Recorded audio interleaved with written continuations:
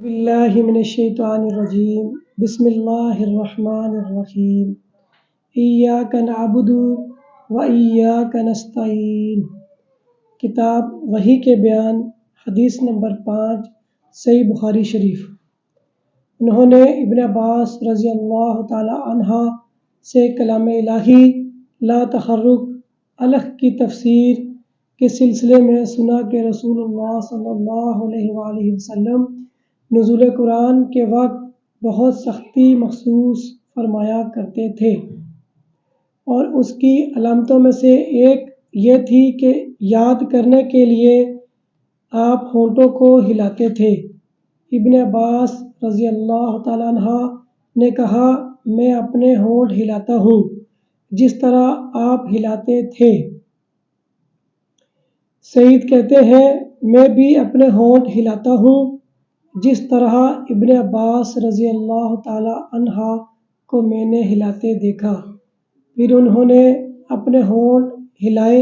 ابن عباس رضی اللہ تعالی عنہ نے کہا، پھر یہ آیات اتری کہ اے محمد، قرآن کو جلد جلد یاد کرنے کے لیے اپنی زبان نہ ہلاؤ، اس کا جمع کر دینا اور پڑھا دینا ہمارا ذمہ ہے۔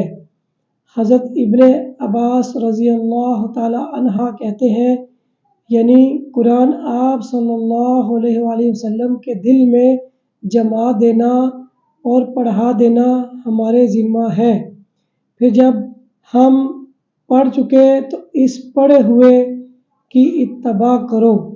ابن عباس رضی اللہ تعالی عنہ فرماتے ہیں، اس کا مطلب یہ ہے کہ آپ اس کو خاموشی کے ساتھ سنتے رہو، اس کے بعد مطلب سمجھا دینا ہمارے ذمہ ہے۔